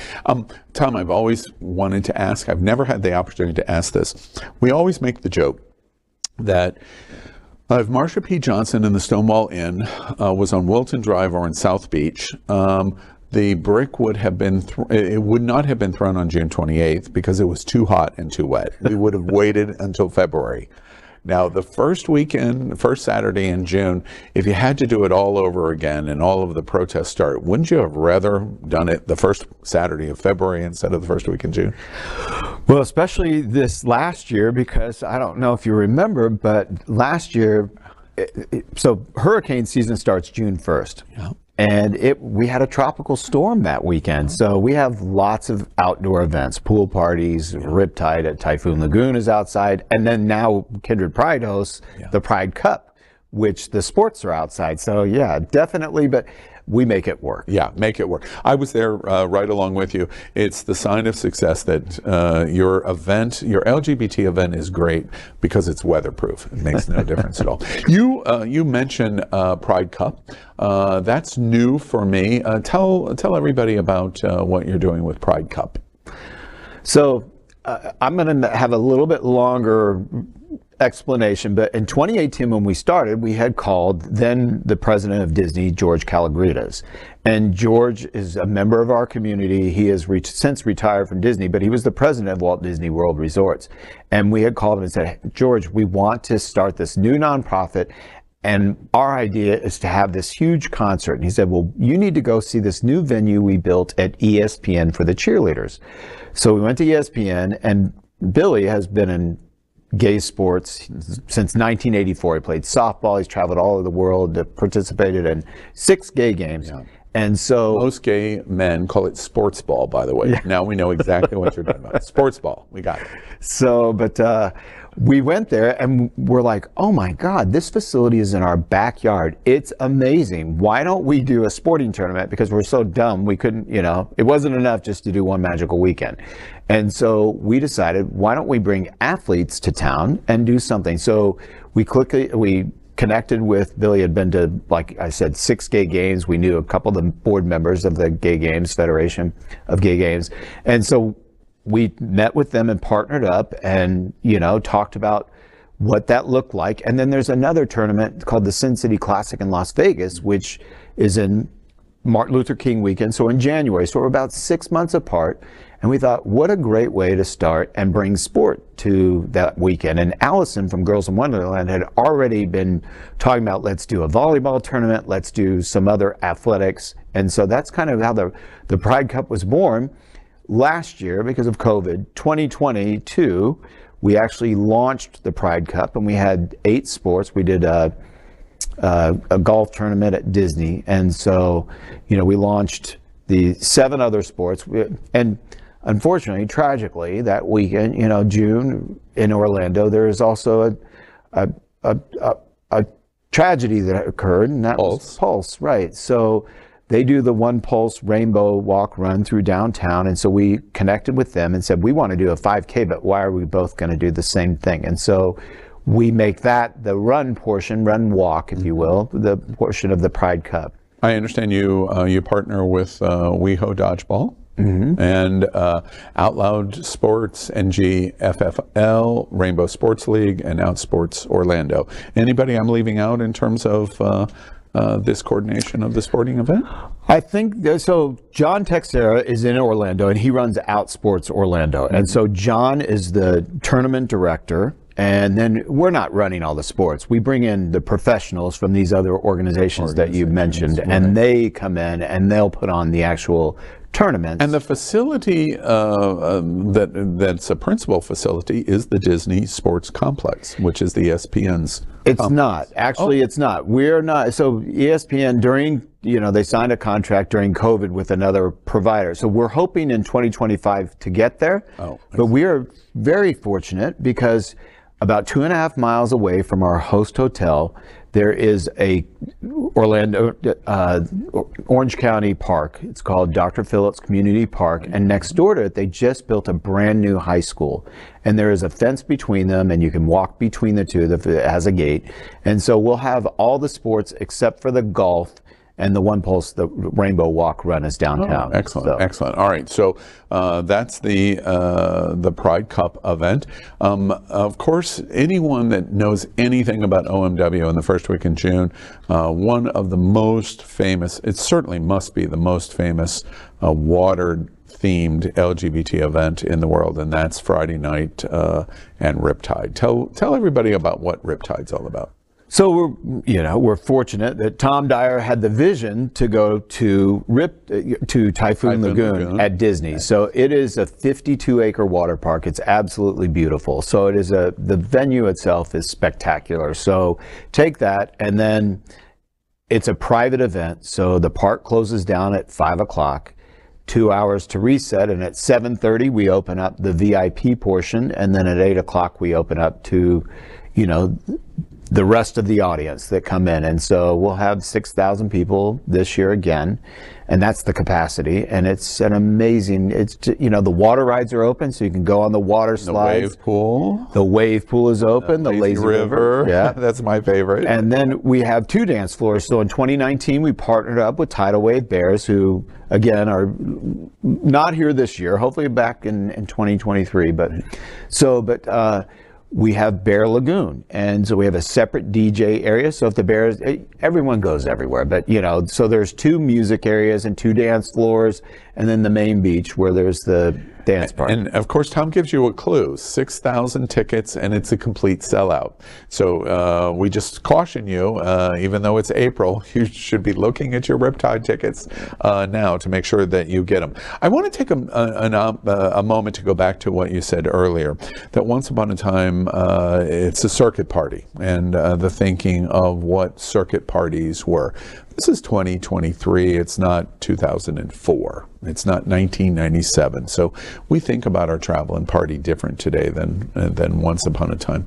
Riptide is body positivity at its pinnacle, because you see everything of our entire spectrum of our community at the event, right? We do. And so I think we envision this. I'll never forget, someone on Facebook posted and said, it's just a bunch of muscly white guys. And so sometimes the photographs can portray that, right? Because that's what they see. But really, that's not what it is at all. I mean, so our data, we have a very large database, and 41% of it are Latino descent. So, I mean, we have a huge Latino market, and we're growing that market all the time. In 2019, we partnered up with one of our main sponsors, Bliss Health, and their nonprofit, Bliss Cares, does a program called Transformation, and it's an amazing 6-week program that they help people in the trans community walk through, and they have, beauty and medical professionals, and all different aspects of transitioning. And at the end of it, if they complete the program, they actually will pay for the name change, because it's very expensive and some people cannot afford that. So it's a really cool program. So they started Bliss Beach, and so we started welcoming the trans community with open arms. I think this is probably one of few, if any, parties in the world of this type that everyone thinks was a circuit party now that has a trans component. And this year we're hosting the graduation at 7 p.m. at Riptide on the stage of the main party for the graduates and the graduates who were not able to attend a ceremony during COVID. So we'll have about 300 people there for the graduation celebration at 7 o'clock. So it's really it's great to be able to have it. And it's honestly, I'll just tell you a quick aside. So in 2019, there was a lady, and she was a little bit older, and she was wearing a one-piece swimsuit and red pump high heels, probably, I don't know, 4 inches, whatever. I should know that better, right? But anyway, I said, sweetheart, your feet are going to kill you if you don't take those shoes off. And she said, honey, I've waited my whole life to dress like this. And I thought, how amazing is that? Yeah. So, we don't think of those things. I think, it's crazy to be able to offer a space that's safe and that people can come and just be themselves. Yeah, and especially an outdoor and a water park, swimsuit, whatever it is that you feel comfortable in. Signature event of the first week in June for the first week in June in Orlando, and that's Riptide on Friday night. I'm curious in terms of the implementation of what happened in pandemic. Pandemic hits us in 20, and OMW is directly affected, as is everything. Then 21 did not happen. It did not. So 2 years of OMW happening. Last year, 22. It comes back. Did you worry that the event was not coming back after pandemic? No, I think I like to always look, glass is half full kind of person. And so I always felt like we were going to make it through this. And we live in Florida, so we did, some of the things that did happen here. Our weather is warmer. So I think we got back to normal a little faster than the rest of the world, if normal is a word I can use. But no, I don't ever think that I didn't think it was going to happen. I mean, we still, in the beginning when we were on the lockdown, we were thinking, oh, well, do you think we're still going to have it in June, without any, just innocently not realizing the seriousness of what happened. Yeah. The second big signature event of OMW takes place on Saturday night of that first Saturday night in June, and that is the big event at Disney Springs and the House of Blues. Tell us about what's the party's theme, by the way, or name? So the party is called Red in honor of this, 1991 and celebrating. And the name this year is Roundup. And so, who doesn't like a good cowboy, right? You beat me to the joke. So I think, we always try and theme it. People love the themes, and it makes it so fun.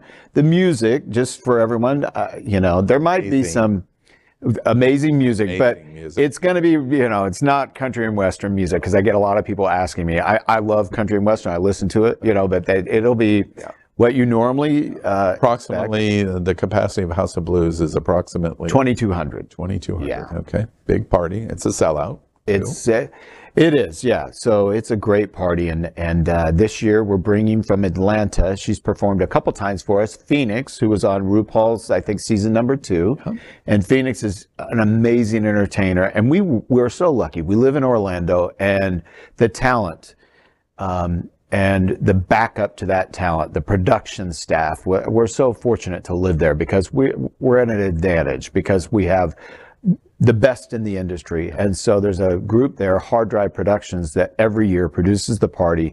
And Pamela, who runs the entertainment side of Hard Drive, she is a professional world champion ballroom dancer. And so she does all the choreography. And so that's one thing that sets us apart, is that our events, they're professional dancers and they are choreographed. And then Gregg, her partner, who makes costumes for all the big theme parks, Disney, Universal, SeaWorld, Disney on Ice. Gregg does the costuming for us. And every year, Billy and I don't want to know what the music is. We don't want to see the performances.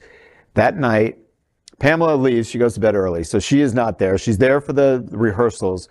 But Gregg and his partner, his husband, and Billy and I meet behind the production stand, and we watch the numbers together. And it's always I get goosebumps. It's such an amazing reveal for us, and it's such a wonderful surprise. But we trust them because they're such great professionals.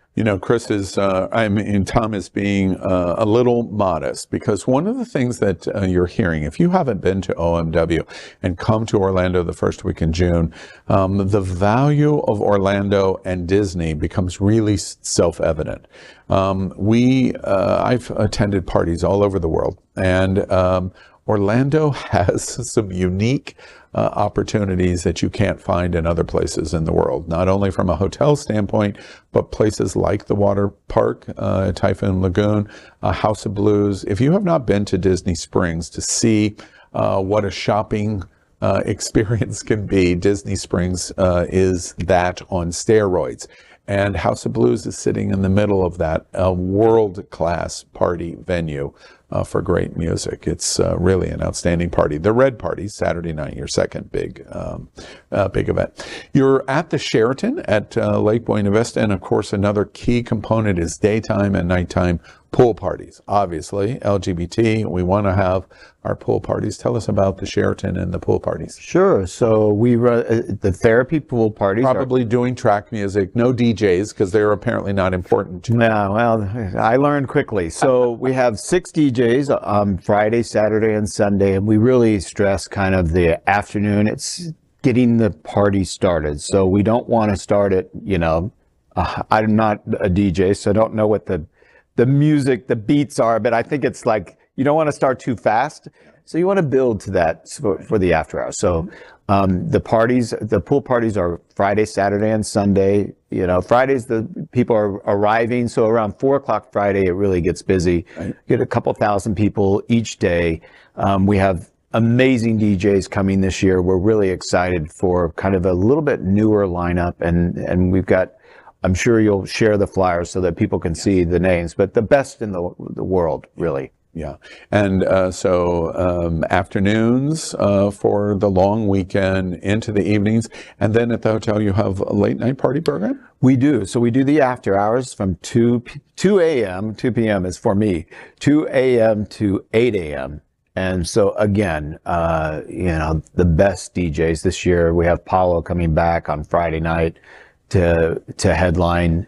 We've got Jay Warren on Friday night. And then Sunday night, we've got Tom Steffen. So Paulo's kind of our anchor DJ. We've had him every year since we've started doing the after hours. And he's, just an amazing talent, and we love him. And so those are at the hotel. So really what we try and do is make One Magical Weekend like a cruise on land. Mm-hmm. So we offer bus service to all the events, so you don't have to drive. We don't want anyone driving.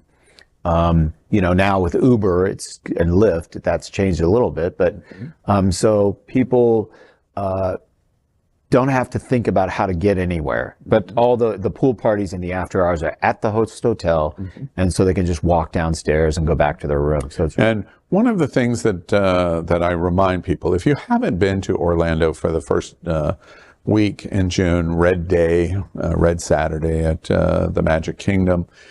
What's so unique about this is last year I went to all three of the major events, Gay Days.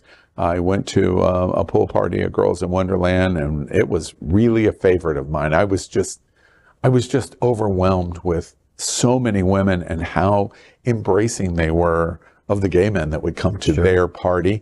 And of course, Red Party and Riptide and the events at One Magical Weekend.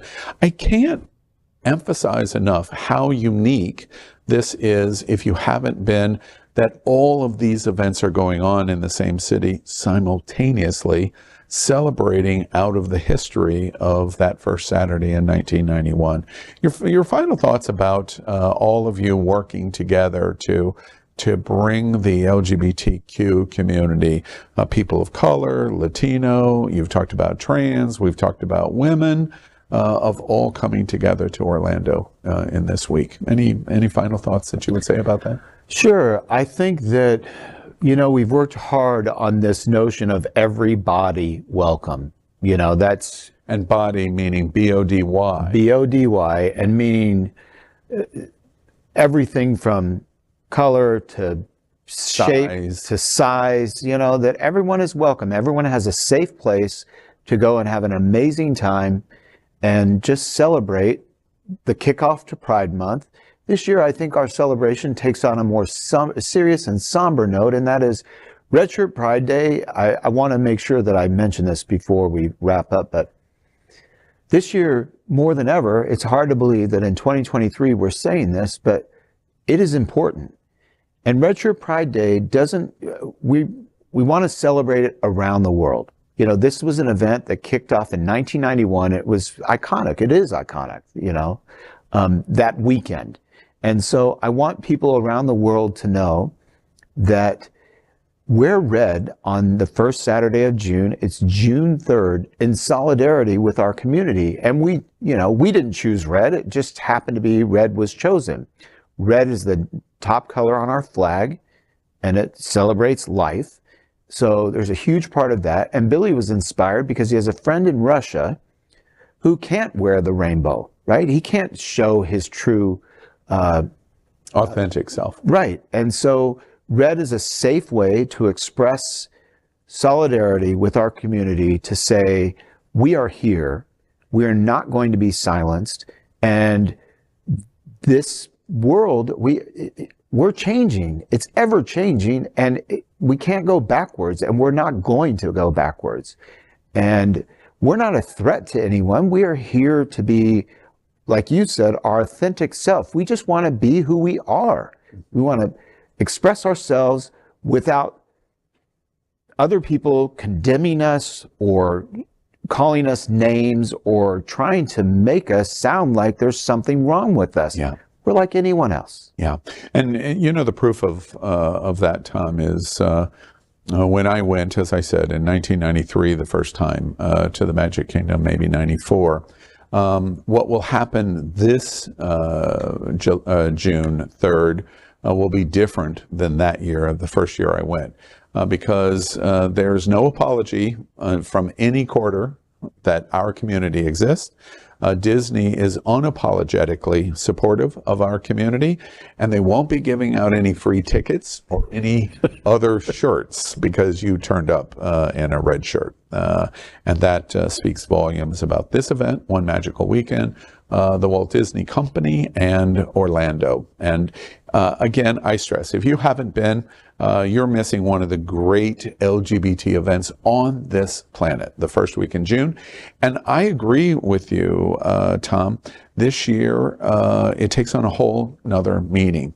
We're sitting with the attack that we see on Disney from the governor's mansion of a person that is going to run for president of the United States next year. And we're at a pinnacle moment in terms of our rights.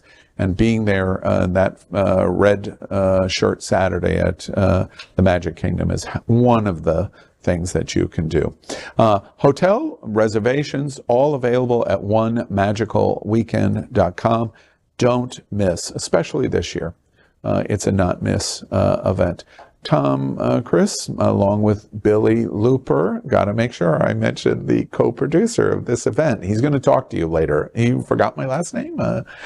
Tom, Chris, thank you so much for being with us at Queer News. Al, thank you. It's a pleasure.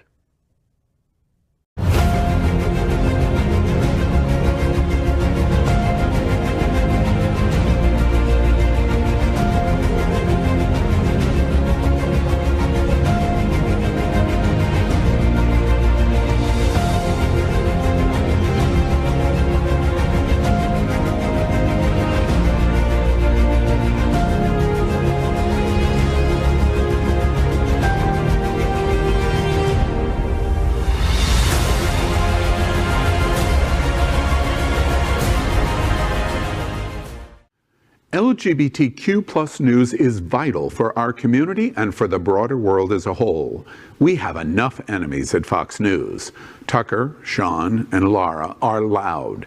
We need passionate allies. Happening Out television network, Queer News Tonight, and It's Happening Out are literally out of the closet and into the headlines. Our community needs your support. Like this broadcast and subscribe now to ensure the